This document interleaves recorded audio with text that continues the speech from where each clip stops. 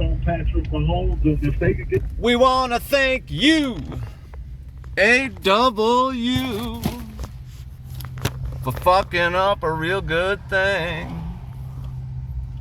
UAW has gone on strike as of midnight tonight, as we pretty much thought they would.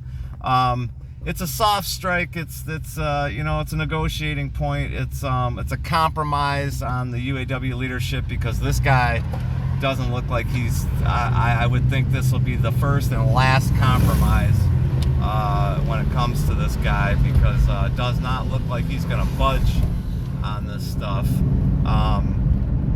The big three automakers made an offer, and the UAW said that was. They said the offer that they made was an insult. So, you know, this stuff goes back and forth. We don't really know the whole truth of the matter until it's all said and done. The thing that I'm seeing they're not listing today, as of, you know, what the UAW guys want, is before they were showing that, oh, they want the retirees' health care reinstated to what it once was, which I think should be the most important agenda, because I don't think their health care should have ever been fucked with to begin with. I think that's wrong. I think that's dirty and mean and just fucking terrible. So what they did is, instead of the UAW going on strike as a whole, they went on strike over here at the Wayne Assembly Plant in Michigan, Missouri, and Ohio. So you actually have all three automakers represented in three different plants there. Kind of a big deal. The Ford Wayne Assembly Plant is that's a major plant over right near me in Wayne, Michigan. That is a major assembly plant, large assembly plant. I believe they assemble all the F-150s there. God, it seems like they did some Mustangs too. I don't remember exactly everything they assembled, but it's a giant plant, and it's one of the ones that survived. And this is what the guys that attack me in the comments section that are UAW workers, this is what they don't understand about me, or don't want to understand about me, is that, you know, I was there when I started my career in the demolition business. That was right when NAFTA passed, and that's why the commercial wrecking business became so lucrative so quickly, because basically what NAFTA did is it more or less liquidated the American auto industry. Flint, Michigan, you know, Flint, Michigan at one time was, if you were going to be an auto worker, man, that was the place to be. Detroit too, of course, but I don't know. I'm hard pressed to say which one was bigger, because in a lot of ways I would say Flint was bigger than Detroit. I mean, it was huge, man. We tore down so many plants. Just Buick City alone. You know, the Buick City plant, that's when you hear the name Buick City, it was a city within a city, you know. I mean, it was that big of a plant. It was crazy, man. That came down, you know, all the GM plants. I'm talking about, you know, the #1 plant, you know, where the union was formed, gone. And all of it, you know, and what a lot of people don't understand, don't want to talk about, is that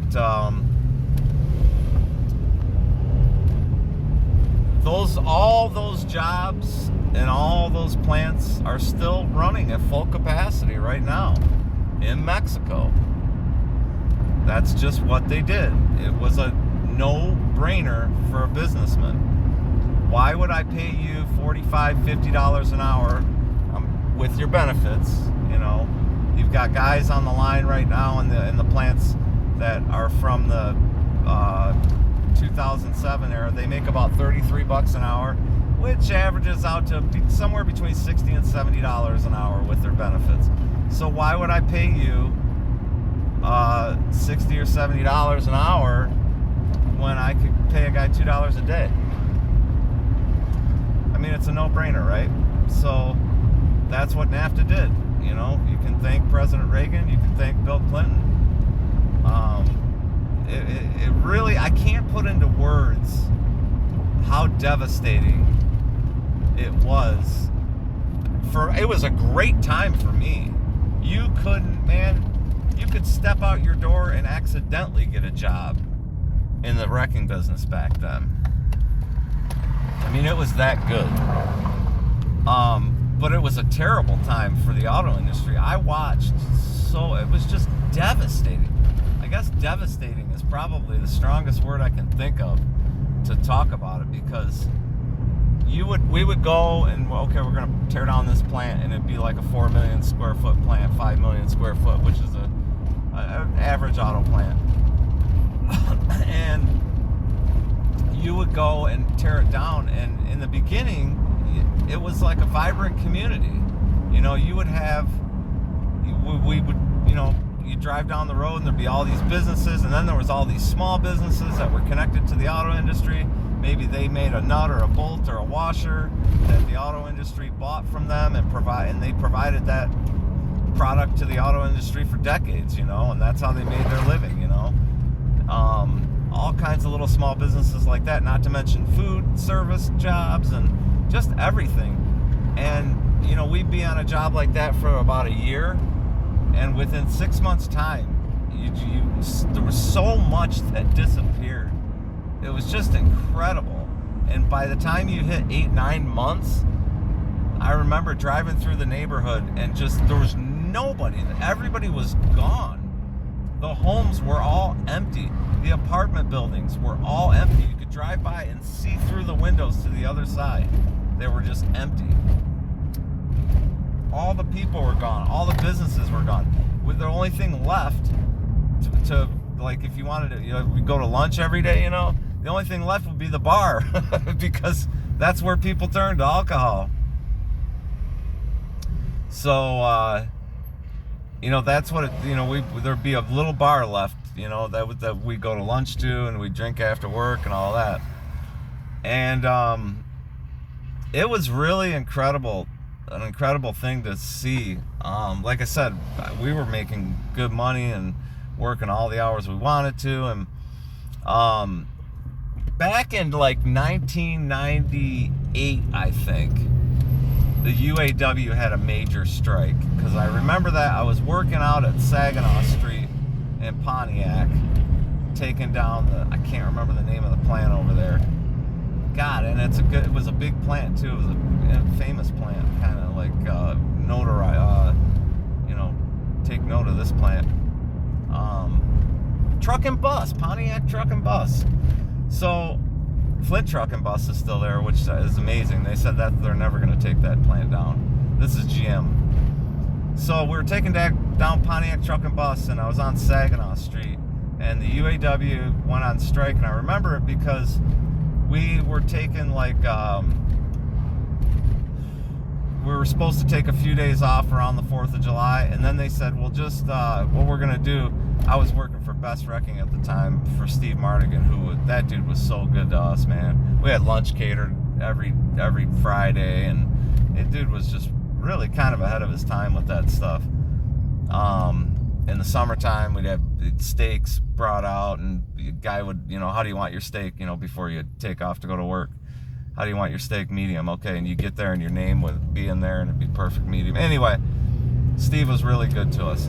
Anyway, so 4th of July, okay, well, you know what? We're just gonna take 2 weeks off,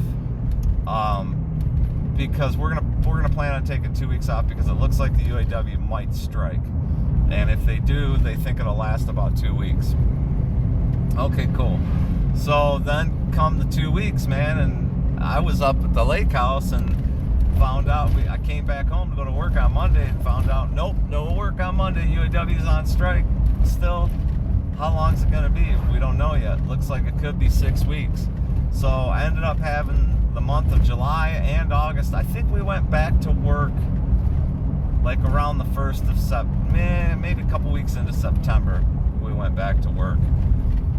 You have to bear with me here. I'm taking the back roads to try to get away from some of the traffic I normally have to sit through.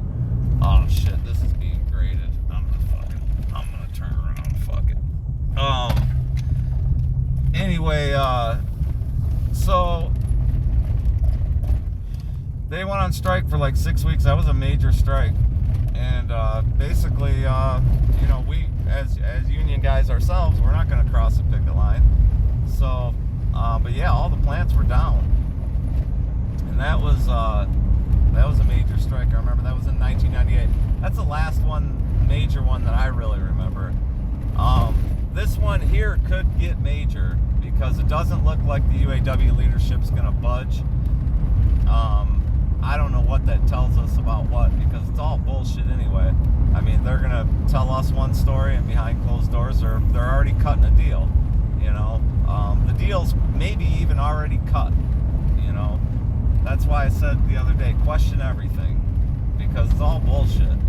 And I would say it's probably likely that the UAW leadership and the big three automotive makers, the deal's already been cut. You guys aren't going to get a 42% pay increase, probably get more like 15. And then there's going to be stipulations with that. So I don't think the UAW deserves anywhere near what it's asking for, but you always shoot for the moon, right? The only thing that I think the UAW workers deserve truly in that contract is to get the retirees benefits restored, because that's fucking bullshit. You're retired from that company and you retire and they tell you you're going to have that health care for the rest of your life. Yeah, and like my old man said, yeah, until you get a letter in the mail one day that tells you how they're going to modify your plan a little bit. My dad went through that, and yeah, he gets a letter in the mail, we're going to modify your plan. He finds out that, well, now it's going to cost $785 a month each for him and my mom's health insurance. Fuck you. So it all worked out, and of course he's gone, but my mom still enjoys, I think she pays like $126 a month for the health care coverage. But even so, you know, the company my dad retired from told him that he was going to have that health care coverage till the day he died, you know. But I guess he's gone, but it doesn't matter. It's all gone anyway. So yeah, just wanted to talk a little bit about the UAW strike. Hey, you know, go union workers. You guys do your thing, man. Get your money. I understand. Just don't get greedy, you know. Just don't get greedy about it. Because that's where we're at in this world, you know. Everything is a trade-off, you know. When you go to work every day, that is time away from your family, time away from your loved ones, time away from doing the things you love to do, which is that, how much is that time worth? How much is it worth to you to have time away from your family and everything else that you love? I mean, that's priceless. It should be. That should be priceless to you. So, but it is a trade-off. That's why we work our asses off, you know, and hopefully you find yourself in a place that you love what you do, because that is more important than anything. If you can do that and be paid accordingly, you know, you can have a happier life. But yeah, you know, I mean, the first time I was in an orientation, and I remember I was mortified. This lady said, she goes, obviously you guys are going to be spending way more time here than you will be at home with your families. I'm still mortified when I hear that. You know, it's like, holy shit, you're right. You know, I mean, definitely spend way more time here at work than you are with your families, you know. But that's mortifying, you know, because like, shouldn't it be the other way around? That's the other thing, the UAW contract. They want a 32-hour work week, and they want to get paid for 40. Fucking A, man. Me too, brother. Me too. Me too, baby. Me too, baby. That's what we're gonna call the UAW Me Too movement, man. Me too, baby. I want to work 10 and get paid for 20. I want to work 8 and get paid for 10. I want to work 32 and get paid for 40. Me too, baby. Me too. God bless you. Peace out.